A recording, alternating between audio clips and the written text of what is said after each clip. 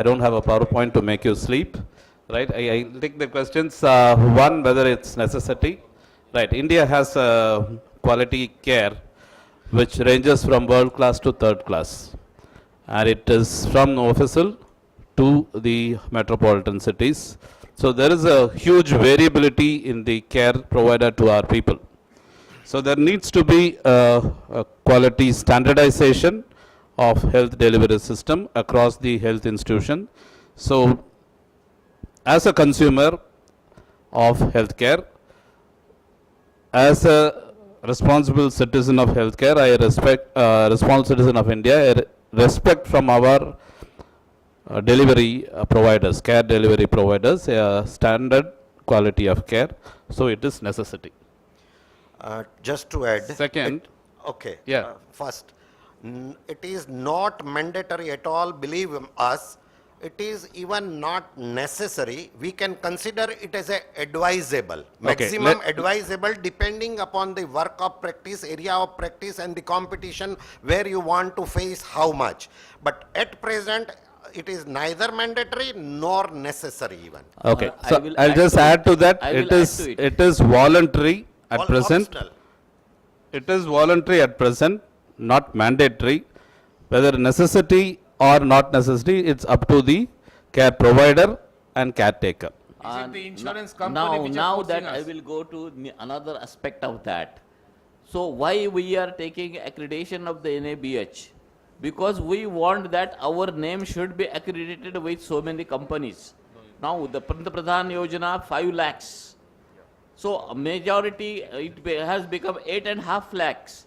So majority class 3, upper class 3 persons are also included in that. So if the accreditation is not with this NABH, they don't give you the accreditation with their program. So you lose a big chunk of the patients and you are at a loss. So you become ready to get accredited with NABH, and NABH is required for that to get accredited with other companies. You have to, whenever you are having a relationship with any company for patients referral, they ask whether there is NABH accreditation. Nirmal should be So, allowed to speak. Yeah, thanks. Please. Okay, the second question, whether government hospitals Exempt. is exempted. No, it is not exempted. It is applicable to all hospitals with different categories as per bed strength, as per teaching institution or not, and as per the community service they render. For district hospitals, there is a community health center standards. For primary health center, there is a clinic standards. For hospitals, depending on the number of beds, the NABH standards are applicable to government as well as non-government hospitals.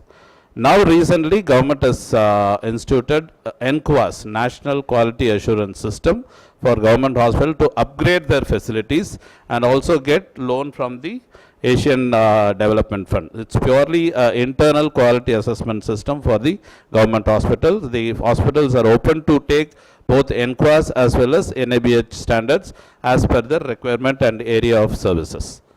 Yeah, What about the second. small hospitals, one Okay. individual ophthalmologist carries a clinic? Yeah. How can he do that? Yes, there is a lot of concerns among the small healthcare providers, whether eye care provider or multi-specialty small nursing homes. One with reference to the infrastructure, right?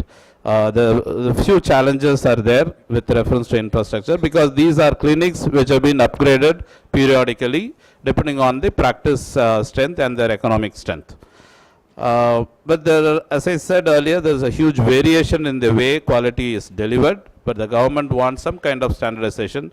That's the reason insurance companies are indirectly promoting accreditation. It's not NABH alone. There are various other accreditation systems. The small hospitals is likely to benefit over a period of time. I would say NABH or any standard accreditation program is an investment on your practice. Right? When you invest, you don't get returns straight away. There are two ways of getting returns. One is the return on investment. You are investing something, you get the return. When do the banks give returns? After a certain period of time, 1 year, 3 year or 5 year. Same way, the returns from accreditation, the time you invest, the money you invest, the resources and energy you invest in NABH accreditation, you get the returns over a period of time.